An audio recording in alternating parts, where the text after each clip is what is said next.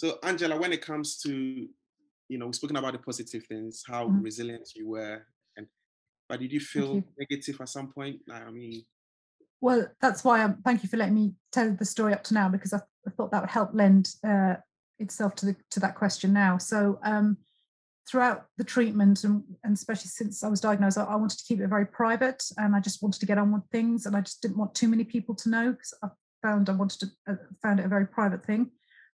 And then so you finish the journey of the treatment, and I finished. So I had chemotherapy and then the radiotherapy. I finished the radiotherapy last March, just as the start of lockdown.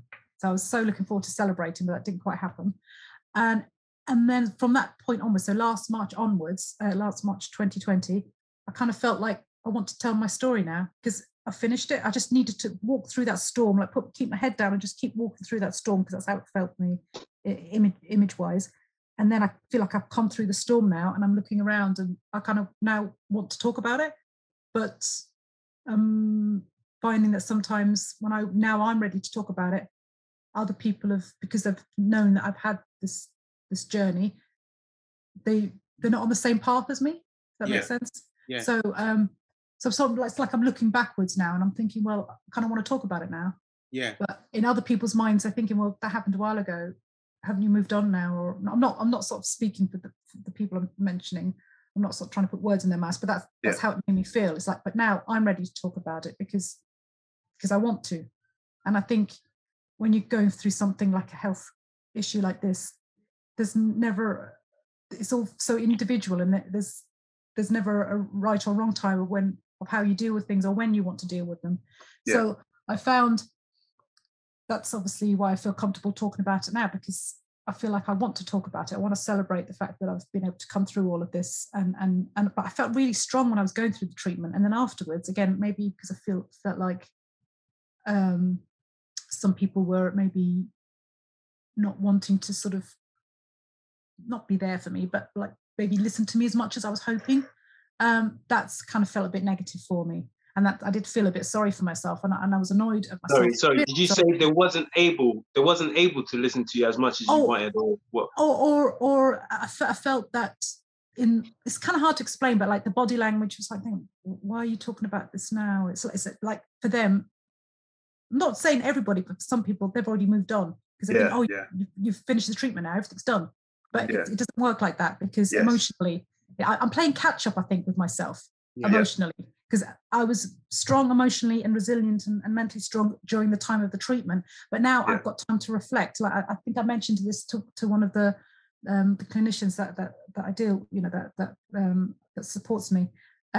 It's like you're ruminating now, you're reflecting now, because this is the time, because everything is finished. The majority of the main treatment is finished now, and you've got time to think about. And sometimes it feels like a surreal moment. It feels like, did that all really just happen to me? Did I actually go through it? Because now I've gone through it. You kind of look back and you think, did that all really happen? Because it just at the time you just had to deal with it. So and going back to work, I did feel sorry for myself, because I feel like, do some people realize how much I've been through? Because my life has changed completely. It's never going to go back to the same. And I can't just go back into work and just pick up where I left off. It doesn't work like that, because my mindset and my priorities are completely different. My health and the welfare of my child are my paramount priorities. And it changes you as a person, because and again, I won't mention the group of people that I've been disappointed with, but some people I've noticed when they see me, or again, maybe if I touch upon mentioning cancer, or even if I'm seeing them walking towards me, I can tell by their body language that they'd rather not talk to me.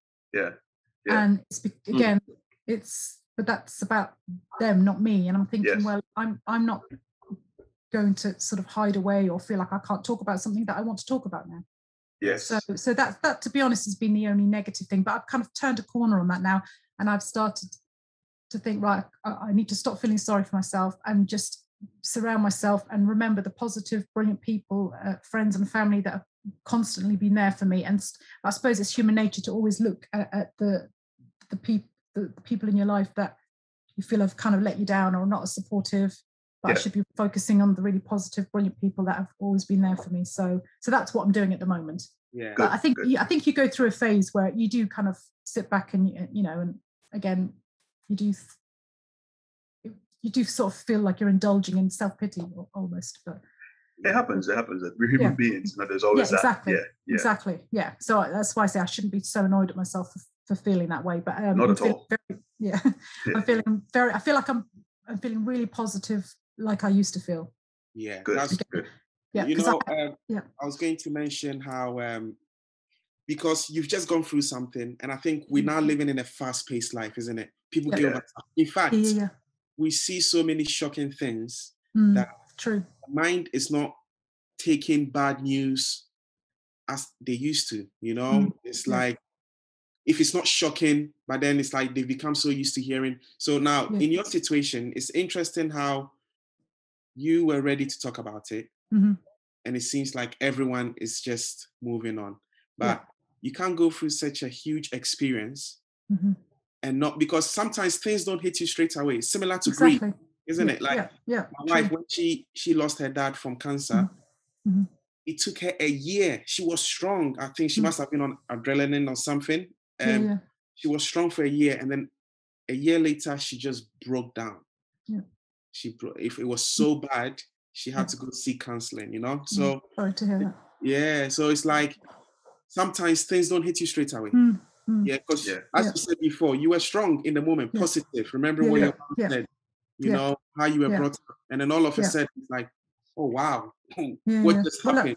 That's literally how it felt, because the first week of lockdown was my last week of radiotherapy, and I knew obviously I couldn't go out and celebrate because I had to start shielding straight away. So it's like an anticlimax almost, and it's like, well, what am I supposed to, because I was so strong with it, because it kept me going, like, I've got to be strong. And then when the main treatment finishes, it's like, well, you're kind of looking around at you thinking, well, who's going to be, who can I talk to now about it? Because now I want to talk about it, and it was just, again, as I said, it's like, so the reason why I felt that way is that at the time I didn't feel like I had the luxury to talk about it. I just had to deal with it. I didn't have the luxury or the space or my mental energy had to be taken up with dealing with what I was dealing with. And I felt again the luxury of sitting there thinking, oh, isn't this is hard for me.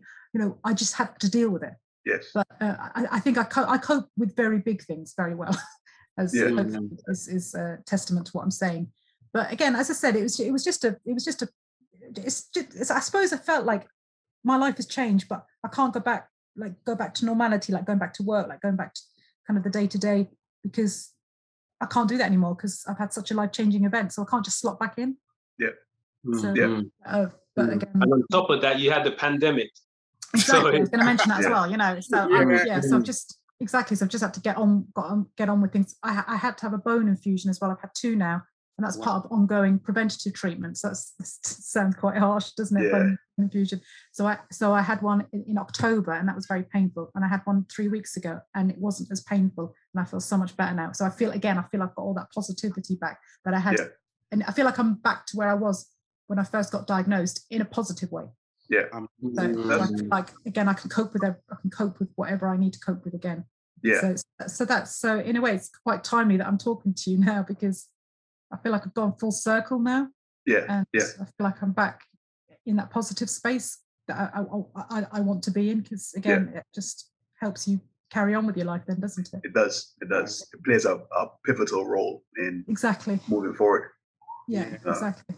Yeah. So you did mention your perspective has changed. What do you mean by that?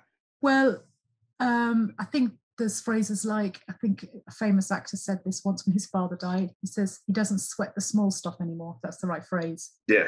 There's certain things I'm just I can't. I've got sort of very low tolerance for vacuous, sort of vain conversations about things that I don't feel are small talk. Or like, I can't go to the hairdressers, or so I don't want to say too much, but there are more important things in life than whether you can get. I know it's very important to some people's well-being, but there are bigger things out there that are more important. And as long as you've got a roof over your head, food on the table, warmth, and shoes on your feet, life can be very simple if we allow it to be. And to me, that and your health is very important. Yeah. Yeah, very true. I think the appreciation. Sorry, go on. Yeah, no, I just feel bad about saying anything about the hairdressers now, because maybe for some people that's really important. But I'm just talking about the sort of the trimmings in life that, we don't always need the trimmings. I think we live in a society that is burdened by the trimmings. If they just remove those, they realize that life is a lot easier than it actually is. Because Exactly. So one of my sisters I'm very close with, she lives in Belfast. We were sort of both saying the reason why personally I feel like I've been able to cope with lockdown is when we were on the farm again, when it was raining, we spent a lot of time indoors making our own entertainment, dancing in the kitchen, reading books, just being silly and messing about. And I've just reverted back to doing that. We didn't have cinemas, we did, but not very near. We were in the country, so you had to make your own entertainment. So again, maybe that's how I've been able to cope with it, because if you're living in a remote area, you don't have the same kind of immediate access to things that living in a city, you would miss. Yeah, me and Eldad were actually having that very same conversation in the last podcast, because we were raised in kind of rural areas. I was born here, but I was raised in Barbados. Eldad was raised in Ghana. We didn't have the trimmings. So so life is simpler, life is less stressful. And we know how to detach from those things and get back to a simpler life. So I fully understand what you mean. Where are you coming from? Good. And adding to what Adrian said, I'm grateful that I was raised in Ghana before coming here, because I could literally switch off my phone and people say to me, "Oh, why? What if something bad?" I'm like, well, people survived without phones. Sometimes you need and yet again, it goes back to your upbringing. How it's helping you, even with perspective and overcoming, and like sometimes when I was recovering, I went back to Kerry about 7 times in 1 year, and one of the things I used to love doing was sitting in front of the fire and just and having the radio on. I didn't have a TV, and it was just so lovely. And then just going out and just going for a walk on our farm, and it was and the fresh air is amazing, of course. So obviously sometimes you wanted something else, but the majority of the time I was really happy with that. But it's just the peace and the tranquility, and just not to have to hear so many, so much distractions all around you. It is really nice, and you can live like that. It's true. It's the simple things. Just so that we're clear, how long was the whole process? Because I know you mentioned beginning of lockdown. How did it start from the diagnosis? Like how many months? So I got diagnosed, as I said, I remember the dates, and I even texted a friend recently. It was the 18th of April I got diagnosed, 2019. Okay. And I finished my radiotherapy in March 2020, but unfortunately I had a few side effects and a few things that didn't go quite right. I had 5 surgeries in 1 year. So I think, to be honest, it was ongoing, because I had kind of ongoing planned treatment. So I feel like 3 weeks ago, because I had the second bone infusion. So I feel like unfortunately I've got something called lymphedema in my arm. I don't know if you can see me, I've got a rest of my arm on a pillow. It's a side effect, unfortunately, of my treatment. That really upset me. That happened in July of last year. So I've had other things they weren't main active treatment, but I had other things happening, that kind of made me feel I was still on this journey. But so 3 weeks ago, because I felt really much better about having, as I said, that second bone infusion, because the first one, the only way I could describe it was like, I felt like I was being crushed by a car, but I've never been crushed by a car, so I don't know how I know what that feels like, but that's how it felt. My whole body just felt like can you just touch on that? What can you just clarify what's a bone a bone infusion? So basically it's called adjuvant therapy, and what it does is it's a preventative therapy. It's an infusion, and it helps to prevent the cancer from coming back. So it's a preventative treatment.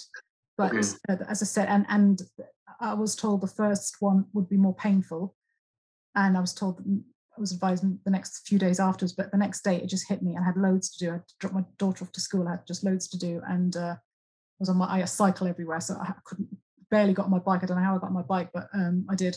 I had to, and it was just very, very painful. But I was dreading that, to be honest. So it was felt a relief that it wasn't. I was able to, it wasn't as hard to cope with as the first time. And maybe I built up resilience from the first time. But when you think, well, who wants to go through pain again when you know how painful something was, Yeah. I've got 2 more to go, so I'm sure the next 2, they'll because they happen every 6 months. So okay. But again, it's very positive. It's helping prevent the cancer from coming back. So. And I like the fact that you're thinking that way. It's very positive. It prevents. Exactly. Thank you. You're not looking at it as another one. You're just thinking this is going to help me get better.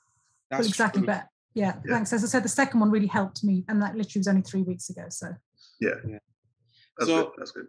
Angela, I mean, I know we've touched on this briefly, but I can't stop looking at your hair.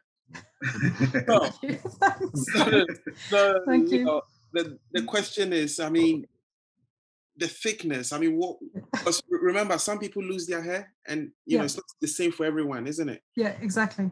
They never quite get it back. That's true. So last year I have not stopped going on about my hair. If I've been obsessed with my hair, but I'm really glad now that we timed this really well, because I'm not going on about. I've got a friend who I meet every week, and one of the first questions I ask her, "What does my hair look? Is my hair okay?" And because I literally, one of the nurses said I lost 40%, but I think I lost half. And last year it was looking quite, like baby hair, quite thin and sort of fly away. Just wasn't, it was just. And then I'm looking in the mirror every day and I'm thinking, So now it feels like I've got again. Maybe that's why I'm feeling a lot more. Maybe that's why I was feeling quite negative as well, because my self-image about myself, I wasn't seeing myself, and maybe that had a part to play. But I know I'm feeling so much more positive now. And again, because I'm looking in the mirror and I feel like I'm seeing myself back again, because the hair's back. But thank you. But now when I get asked, is your hair a wig? I have to, first of all, I have to ask, is that a compliment? And I know it is, because people can't believe I've got so much hair. But I take it as a compliment now when I get asked that. Because your hair was really, obviously, you want to overcome cancer, of course. But I also admired the fact they had another thing that was your motivator as it was? Yeah. What, my hair? Yeah, that your hair was your motivator as well. Well, exactly. Because again, I felt sometimes when I was explaining my journey, as I'm referring to it all the time now, and my priority was I don't want to lose my hair, and I did say to some of the staff at the hospital, I hope that doesn't sound vain, but they understood, because to me it's like it meant a lot to me to be able to keep it, because again, it's part of my identity, it's part of who I am, it's what people know me for. You know what I mean? Oh, you've got lovely hair, and my daughter's got my hair now, but hers is red, but she's got the same sort of curls, and I just didn't want to lose myself in this process, because again, you have to go through so many things that I just wanted to keep something of myself. Yes. And again, that's why I decided to go for the scalp cooling. And again, what I'm hoping to do is share this with the hospital, and I want this to be a motivator for other people that may unfortunately have to go through what I've gone through. That the one thing I would have to say is you have to be determined to want to keep your hair, and determination I think is very important. But you can get through it, because I got through it, and I want to inspire people to. Luckily, I only had 6 sessions. Some patients have more than 6 sessions of chemotherapy. So, so it's you can do it. You can get through it, but you have to really want to keep your hair. Basically, is what I'm trying to because it's not easy, but it can be done. How important is like the is because cancer I've always managed to be like more of a physical challenge sort of thing. It takes a lot of toll physically on you. But so you're saying the mental aspect is it on par with the physical aspect? I think so, definitely, because I bought some of the nurses that were looking after me. You're so positive. You're always so smiling, because you have to be positive. It's your mental strength and your positivity is literally, to me, on a par with the physical strength. You have to be positive. You have to say, I've got to get through this. I've got to overcome this, because if you don't have that mental strength, to me, I think that will impact on your physical recovery. Yes, you're not giving yourself up. Sorry? You're not giving yourself a fighting chance if you don't have that. Yeah, exactly. I've got, sorry to interrupt you, Adrian. I've got no. Oh no, it's cool. It's fine. I've got no evidence for that. It's just my own experience that you have to. You can't do one without the other. Exactly. Yes. And for me, I didn't want anyone to feel sorry for me. I didn't want sympathy. I just needed to get on with it and deal with it and feel really positive. Yes. I can get through it because, and again, hopefully, I feel like I've got that from my support from my family and from my mother. Yeah. And knowing that, you know, she was a fighter as well. Unfortunately, she succumbed to it in the end, but you know, so that gave me comfort as well. Yeah. You know, Angela, I mean, what a story. It's thank you. Thanks. To see your mom going through something similar and, you know, not being able to overcome, but then you still being positive. I think that's amazing, you know? Thank you. Yeah. And it's a good display for other people of mental fortitude and what, you know, what can help people to get through things. Yeah. It's just about belief and, you know, and just like you said, thinking positively and just getting on with it. Exactly. Because again, you have to. No, my first thought was, I've got no choice on this. I have to deal with this. Yes. You know, I mean, that's the way that's the way I dealt with it. And that's the way I coped with it. Yeah. Again, other people have different coping mechanisms, but for me, again, walking into the theatre before surgery, and again, I'm one of the very few people that's got no one next to them, but I was okay with that because I chose that, I suppose, and that's what I wanted because I just need to do, you know, as I said, sorry to repeat myself, but that's right. We all have, It's amazing how when you accept something, it's better than trying to tiptoe around it because it's never, as we're speaking before, it's always good to be yourself, isn't it? Yeah, exactly. Because that's what you know. So accepting reality, as harsh as it might sound, just like what your mom said, you're on your own. As harsh as that sounds, once you accept it, then you can take the next step, isn't it? Yeah. You can deal with it head on. You can deal with the situation head on. Sorry, Adrian. Because then you can just carry on then because you know, as you say, you've accepted the reality of the situation. Yeah, that's true. Yeah. And because it kind of puts you in a situation where because it's hard for people to depend on themselves. They feel like they can't. Yeah. But in that situation, it's like, oh well, you're on your own, so I have to depend on myself. I have to dig deep. You know, I have to go within. Yeah. And that's where people don't realize how much strength they have within to overcome things. Yeah, exactly. Thanks, Adrian, for pointing that out because that's. I feel is maybe what you all seem to be very good at saying things succinctly, because that's I think what I did. I tapped into that inner reserve that I didn't know I had. Exactly. Yeah. So I was able to straight away tap into that, and again that helped me cope with it all because again you don't sometimes realize you've got it because you've never really had to possibly use that kind of inner strength that you know. And people have it in different ways. You know, you have to, I'm not just saying only people growing up on farms have this. You know, people have different ways of gaining that. You know, it's not in case everyone's thinking, you know, I didn't grow up on a farm. It's not just about the farm, Yeah, exactly. Just let me get that clear. You know. So I was going to say, Angela. I mean, you touched on it briefly, but what can you say to others going through something you've been, you know? So I think everything that we've talked about, I think encapsulates the main essence of the sort of what's the word motivation. So you have to accept the reality of it, as you said, Eldad. Yeah. Deal with it straight away, and find your inner strength, and from that get your mental strength and positivity to be able to deal with it and to know that you can get through it. So so I think all of those things combined and having really good support networks as well, friends and family, and again we all deal with things in different ways, but for them to know how you want to deal with it and express that to them. Like for me, I wanted the company and the chats and the cups of tea, but you know other people would want something different. So it's about communicating what you want, communicating what your needs are. That's really important. Yeah. And I mean, again, and then and realizing that sometimes you're not going to feel great, you're going to have your moments, but that's again, as you say, Adrian, that's part of being human, isn't it? Yeah. But I do want to thank the hospital because I forgot to write all. Do you mind if I Please. So I mentioned it was Middlesex Hospital where I had most of my care, and they've all been so fantastic to me. And I hope I'm not going to forget anybody, but the breast care team, all the surgeons, the doctors, all the clinicians, the chemo day unit where all the nurses looked after me, they were fantastic. All the receptionists in the hospital, the recovery nurses, the theatre staff. I'm going to forget someone now. The radiotherapy team. Just literally everybody, the surgical ward where I had my main surgery, just everyone I came in contact with. I've had to recently had some side effects. I had to go to the gynecological department.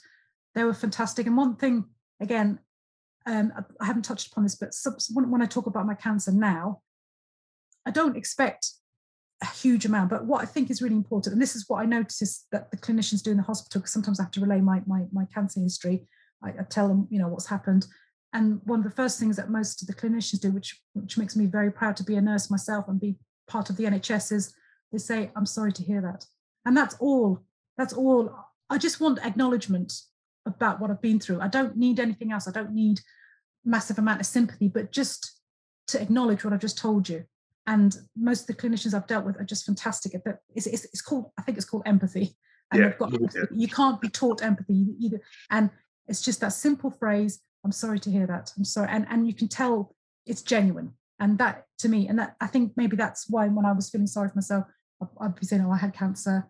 And it's like this kind of automatic, all you need to say, it's like a bereavement. Just say, "I'm really sorry for your loss," or "I'm really sorry."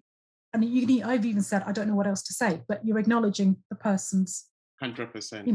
And that's that, to me, that's all I want. I want the acknowledgement. I don't want the big fuss or the attention. I just want it to be acknowledged that I've been through this. And even if it's in a consultation, it just makes me feel validated almost, or I feel like you've got empathy, you understand what I've been through. It's very difficult, but just because I'm talking about it matter of factly, or I can talk about it, doesn't mean it hasn't been a arduous process. But it's just that act of kindness, really. Yeah. You feel more about that act of kindness when you've been through something like this. Yeah. It resonates more, I think. Yeah, I think that's important where you've touched on there as well, especially because sometimes when you hear someone's got have a terminal illness like cancer, automatically we don't want to talk about it. So let's talk about everything else. Let's talk about something else, sort of thing. Keep it positive. But it's nice to hear that as someone that that recovered from it, you're encouraging that no, it's okay to talk about it. It's okay to acknowledge it. Exactly. At the time when it's right for you as well. Yeah. And it's just, at the end of the day, this is about my experience. It's not about the other person. It's about me. Not that saying it's about me, but you know what I mean. But like, I'm telling you something quite big like this, that just take the time to acknowledge it, really. And but again, I don't want to say that in a negative way. I'm just I'm just in appreciation, as I say, for the staff that that always have been so kind and acknowledging. Because obviously it's their profession, but it's just to have that human touch means a lot. And they did that during the pandemic as well. Yeah, exactly. I've got so much respect and admiration. I've been a nurse. I've worked in the NHS, but I can't. They've saved my life, basically. I can't thank them enough, because that's. And I always thank, even when I'm getting the anaesthetist. They're another group of clinicians I didn't mention. They were also fantastic as well. And just before you go to sleep, when they're putting you under the anaesthetic, I'm thanking everybody, because they're all helping me through this process. And again, it's just phenomenal what they do when you're a patient. When like I've looked after patients, but now I've become a patient. Yeah. So I just appreciate that kindness and that empathy and warmth. Wow. Has how they treated you influenced you going forward, and your journey itself? Has it influenced you as a person going forward? Made me feel proud again that I'm part of this profession, and it makes me feel warm. It makes me feel good that there are kind people out there. So that's when I felt sorry for myself. I go back to remembering all the good, kind people that I've met along the way. Yeah. So and that's why I make sure. But again, as I say, we can have our little, sort of moments, can't we? We all. It's allowed. Yeah. It's allowed. Yeah. Thank you. Yeah. Yeah. I suppose I just want to again thank all my friends and family for all their kindness as well, and for their constant support, because I have seriously talked about my hair a lot. Even myself, what do you think now? What do you think now? What do you think now? Oh, tell me about hair again. But I think that I was saying, I think that those days are over now because it's looking good. It's looking good, trust me. I know It does. It does. I'm like, look at that hair. Why is my hair not like that? I mean, look at and I'm jealous. I can't even do anything. Sorry on that. I lost some of it and I got it back again. That's all I can say. And it's, I don't want to lose it again. Put it that way. It's true. So we're gonna say thank you, Angela. Oh, thanks very much. Your story with us. We've really enjoyed it. And please feel free to subscribe and share this video. Very good. Thank you very much. Yeah, I would say it was a pleasure talking to you and meeting such a resilient and strong person. And I'm glad you've gotten through your journey. And I hope that you are an inspiration to anyone who's watching this. Thank you so much. That they can also fight and get through. So it was actually good to meet you and hear your story. Thank you so much. Thank you.